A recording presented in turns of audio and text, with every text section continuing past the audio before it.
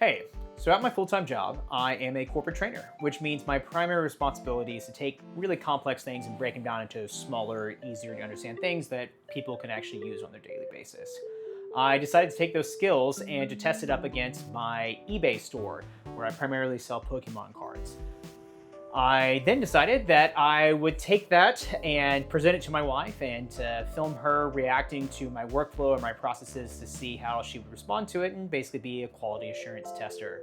She declined and also declined to be on camera. So I was forced to use AI instead. I spent a couple hours yesterday designing my own custom GBT agent. And with that, I uploaded all of my business policies, as well as what recommended stats I look like, what I look for in grading, all those ins and outs that go along with it. And today we are going to document me testing the new experiments with it. So if this is your first time here, my name is Jacoby. I started my own eBay store about 2 months ago. I started my own YouTube channel about 2 weeks ago. And thank you very much for checking out my video. Let's test out this AI agent together. So this is not an autonomous AI employee. It does not wake up, it does not check eBay, purchase collection, grade cards, and performance reviews, etc.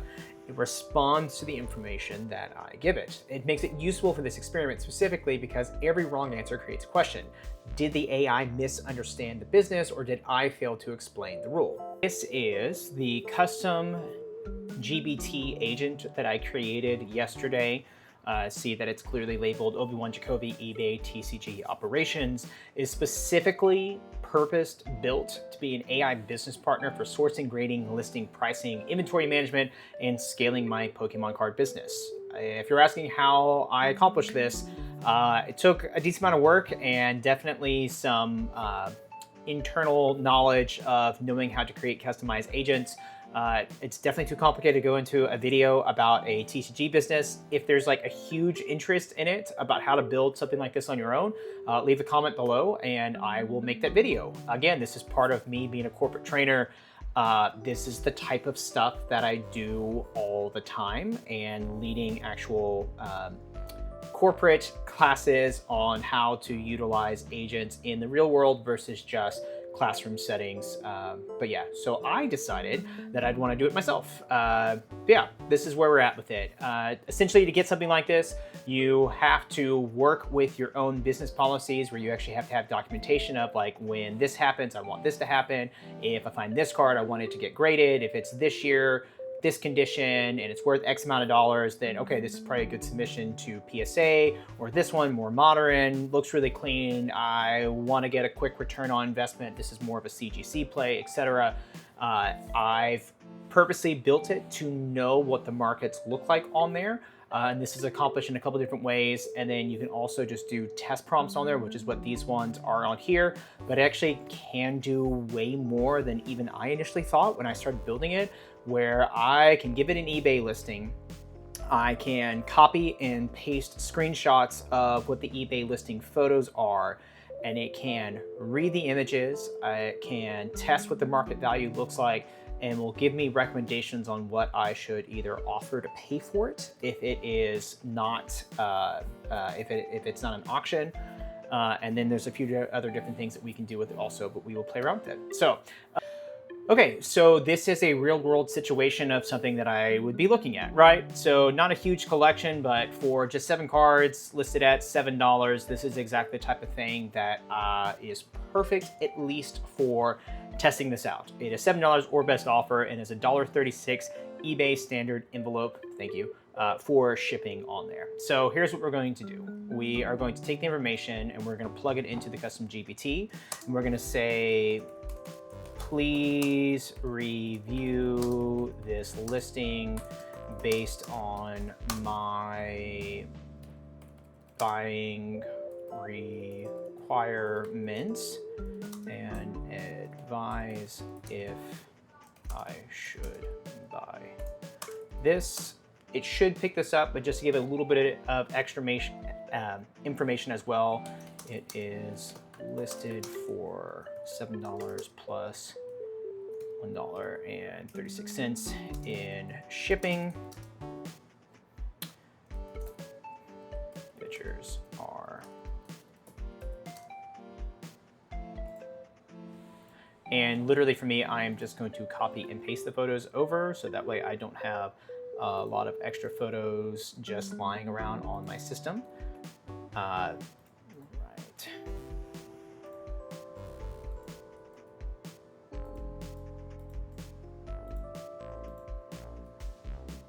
And let's see if we can get some of the back. There we go.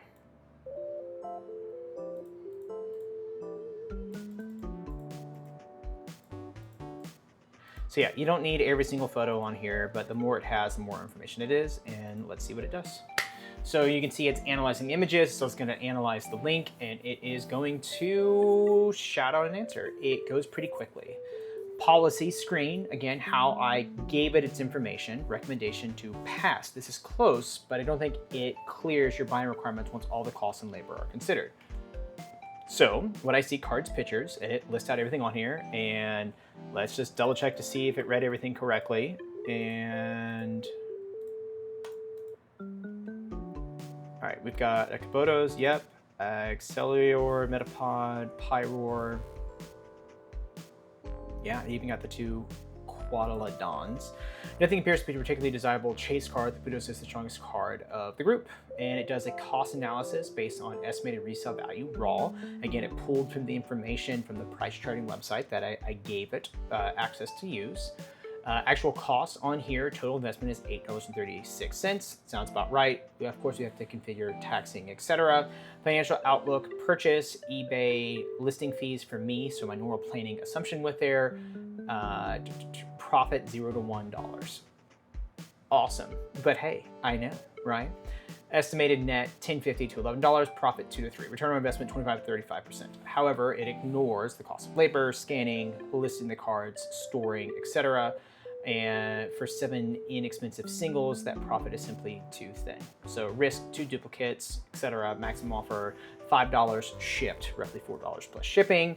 At any level is enough. At that level, you have enough margin for slower cards. Confidence 8.5 out of 10. So I told it to also review how confident it is in something. So final decision is pass at $8.36. Again, I probably would have come to that conclusion myself, but it's important to go through the testing phase to see how it is.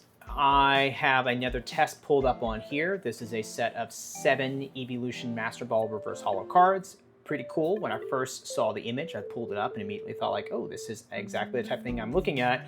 However, the title of the eBay listing fails to mention that they are actually Chinese cards, which is fine for a personal collection, but for business purposes, I am exclusively looking at either English or Japanese cards. So let's see if it will exclude that or make a recommendation to pass based on the information that I am giving. Asking price is, let me go ahead and grab that image, $12.50. Again, it's actually not bad, but plus 36 for shipping.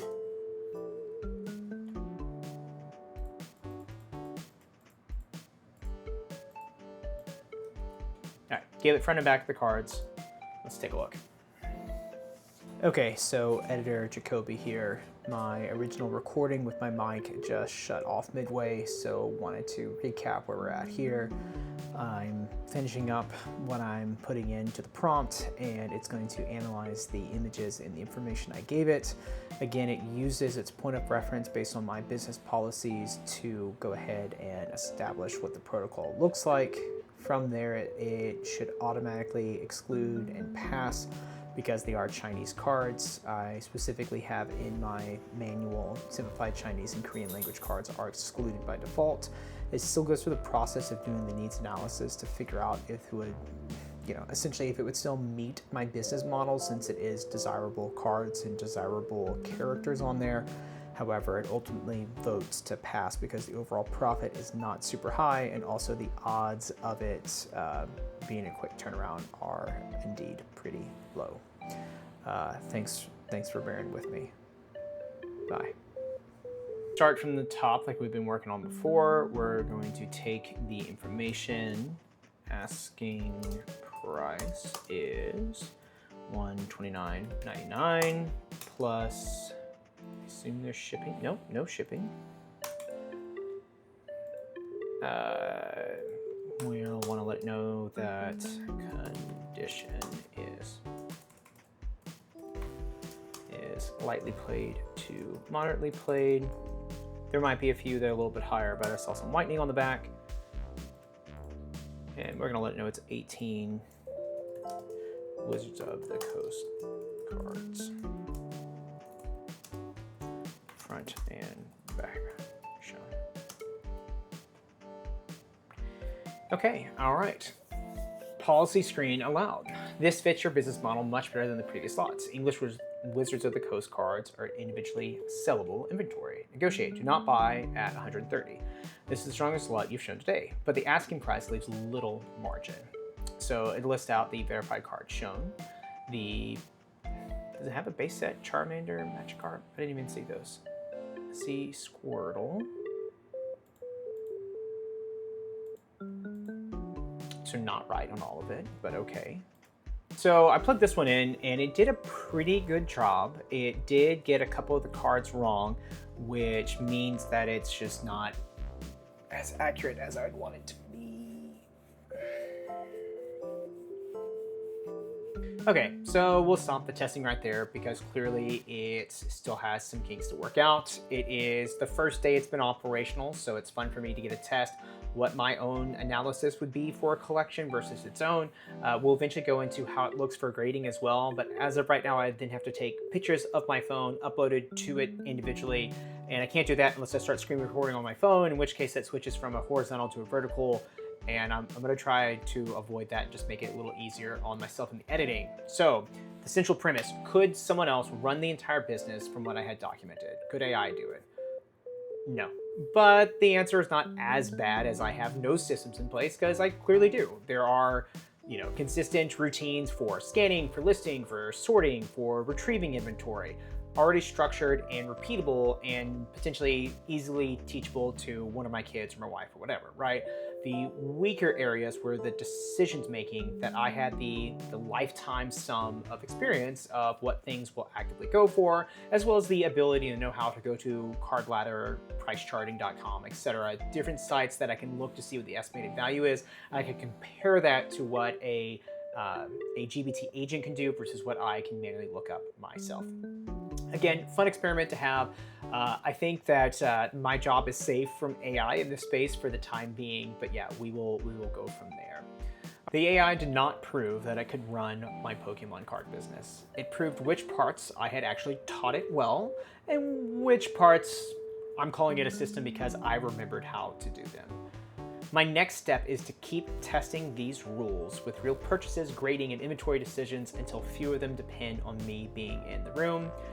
So there is my question for you. What processes in your job or your side business or your hobbies only make sense because you've done it 1,000 times? In other words, what is still just headcanon? Subscribe if you want to see whether these systems actually help me grow the store or just simply add on extra work for me to do. Remember, it is journey before destination. I'll see you in the next one.